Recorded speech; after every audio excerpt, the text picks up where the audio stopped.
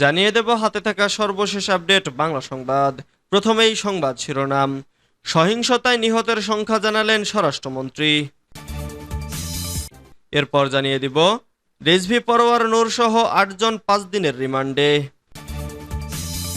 এদিকে যৌক্তিক ব্যাখ্যা না দিলেই বন্ধ থাকবে ফেসবুক টিকটক, বলেছে পলক। এরপর জানিয়ে দিব কোটা আন্দোলনে ছদ্মবেশে জামাত শিবির অনুপ্রবেশ করে, বলেছেন প্রধানমন্ত্রী। আরও জানিয়ে দিব 5 জিবি ফ্রি ইন্টারনেট কারা কখন পাবেন। সর্বশেষ জানিয়ে দিব রাতের মধ্যে যেসব অঞ্চলে ঝড়, হুঁশিয়ারি সংকেত। এতক্ষণ শুনছিলেন সংবাদ শিরোনাম, এবারে বিস্তারিত। তবে অনুরোধ থাকবে ভিডিওটিতে একটি লাইক করবেন এবং কমেন্ট করে জানিয়ে দিবেন কোন জেলা থেকে আপনি আমাদের এই ভিডিওটি দেখছেন। সহিংসতায় নিহতের সংখ্যা জানালেন স্বরাষ্ট্রমন্ত্রী আসাদুজ্জামান খান কামাল জানিয়েছেন, কোটা সংস্কার আন্দোলন ঘিরে এখন পর্যন্ত ১৪৭ জনের মৃত্যু হয়েছে। রোববার ২৮ জুলাই সচিবালয়ে সাংবাদিকদের এ তথ্য জানান তিনি। আসাদুজ্জামান খান কামাল বলেন, সহিংসতায় ৫০০ জনের মৃত্যুর গুজব ছড়ানো হচ্ছে। হাসপাতাল সূত্র থেকে এখন পর্যন্ত ১৪৭ জনের মৃত্যুর তথ্য পাওয়া গেছে। তিনি বলেন, সহিংসতায় কতজন ছাত্র নিহত হয়েছে এখনও বিস্তারিত জানা যায়নি, আরও যাচাই করে তথ্য জানানো হবে। স্বরাষ্ট্রমন্ত্রী বলেন, নিরাপত্তাহীনতায় থাকায় বৈষম্য বিরোধী ছাত্র আন্দোলনের সমন্বয়কদের ডিবি হেফাজতে নেওয়া হয়েছে, তাদের গ্রেফতার করা হয়নি। নিরাপত্তা ঝুঁকিমুক্ত হওয়ার পরই তাদের ফিরিয়ে দেওয়ার চিন্তা করা হবে। রেজভি পরোয়ার নূর সহ ৮ জন ৫ দিনের রিমান্ডে। কোটা আন্দোলনের সময় রাজধানীর মিরপুরের কাজীপাড়ায় মেট্রো রেল স্টেশনে হামলা ভাঙচুরের অভিযোগে রাজধানীর কাফরুল থানার মামলায় বিএনপির সিনিয়র যুগ্ম মহাসচিব রুহুল কবির রিজভী, জামাতের সেক্রেটারি জেনারেল মিয়া গোলাম পরোয়ার ও ডাকসুর সাবেক ভিপি নুরুল হক নূর সহ ৮ জনের ৫ দিনের রিমান্ড মঞ্জুর করেছেন আদালত। রিমান্ডে নেওয়া অপর আসামিরা হলেন বিএনপির প্রচার সম্পাদক ও যুবদলের সাবেক সভাপতি সুলতান সালাউদ্দিন টুকু, ঢাকা বিভাগীয় বিএনপির সাংগঠনিক সম্পাদক, ঢাকা মহানগর উত্তর বিএনপির সদস্য সচিব আমিনুল হক, বিএনপি নেতা কাজী সাইদুল আলম বাবুল ও মাহমুদুস সালেহীন। রোববার ২৮ জুলাই ঢাকার মেট্রোপলিটন ম্যাজিস্ট্রেট মোহাম্মদ মইনুল ইসলামের আদালত এ আদেশ দেন। এর আগে মামলার তদন্ত কর্মকর্তা পল্লবী জোনাল টিমের পুলিশ পরিদর্শক মোহাম্মদ আসাদুজ্জামান মুন্সি এ মামলায় আসামিদের গ্রেফতার দেখানো সহ ১০ দিনের রিমান্ড চেয়ে আবেদন করেন। যৌক্তিক ব্যাখ্যা না দিলেই বন্ধ থাকবে ফেসবুক টিকটক, বলেছেন পলক। সরকারের দেওয়া চিঠির যৌক্তিক ব্যাখ্যা দিতে না পারলে আপাতত ফেসবুক টিকটক সহ সব ধরনের সামাজিক যোগাযোগ মাধ্যম বন্ধই থাকবে বলে জানিয়েছেন ডাক, টেলিযোগাযোগ ও তথ্য প্রযুক্তি প্রতিমন্ত্রী জুনায়েদ আহমেদ পলক। রোববার ২৮ জুলাই রাজধানীর আগারগাঁওয়ের বিটিআরসি ভবনের সম্মেলন কক্ষে সাংবাদিকদের তিনি একথা বলেন।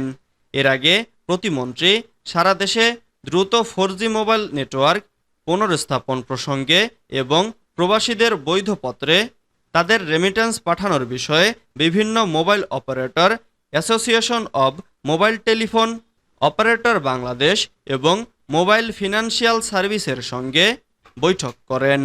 তিনি বলেন, ফেসবুক, টিকটক সহ সোশ্যাল মিডিয়ার প্রতিনিধিরা যৌক্তিক ব্যাখ্যা না দেওয়া পর্যন্ত এসব খুলে দেওয়ার ব্যাপারে বর্তমান সিদ্ধান্তে অনড় থাকবে সরকার।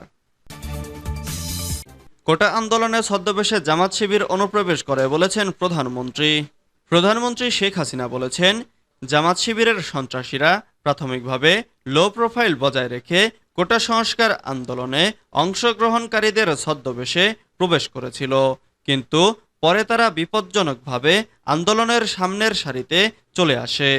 রোববার ২৮ জুলাই সকালে গণভবনে শেখ হাসিনার সঙ্গে বাংলাদেশে নিযুক্ত স্পেনের রাষ্ট্রদূত Gabriel Maria Sistiaga Ochoa de Chinchetru সাক্ষাৎ করতে এলে তিনি একথা বলেন। শেখ হাসিনা বলেন, সন্ত্রাসীরা আসলে সেই স্থাপনাগুলোতে হামলা করেছে যা জনগণের কল্যাণে কাজ করার পর সরকার যে সাফল্য অর্জন করেছে তা তুলে ধরছে। এই প্রসঙ্গে তিনি কোভিড হাসপাতাল, মেট্রো রেল, এক্সপ্রেসওয়ে, সেতু ভবন, দুর্যোগ ব্যবস্থাপনা ভবন এবং ডেটা সেন্টারের কথা উল্লেখ করেন। তিনি বলেন, আমাদের সকল উন্নয়নের প্রতীক যা জনগণকে স্বাচ্ছন্দ্য ও সুবিধা দিয়েছিল সেগুলো ধ্বংসের শিকার হয়েছে। 5GB ফ্রি ইন্টারনেট কারা কখন পাবেন? কোটা সংস্কার আন্দোলন ঘিরে সৃষ্ট পরিস্থিতির কারণে টানা 10 দিন বন্ধ থাকার পর সচল করা হয়েছে মোবাইল ইন্টারনেট সেবা। রোববার 28 জুলাই বিকেল 3:45টার দিকে এ সেবা চালু হলেও 3টার পর থেকে গ্রাহকরা মোবাইল ইন্টারনেট ব্যবহার করতে পারছেন। তবে গ্রাহকদের অভিযোগ, ইন্টারনেটের ধীরগতি পাওয়া যাচ্ছে। এদিকে কোটা সংস্কার আন্দোলন ইস্যুতে গত 16 জুলাই থেকে মোবাইল ইন্টারনেটে ধীরগতি শুরু হয়। এরপর 18 জুলাই রাতে পুরোপুরি বন্ধ হয়ে যায়। এতে কোটি গ্রাহকের কেনা ডাটার মেয়াদ ব্যবহার না করেই শেষ হয়েছে।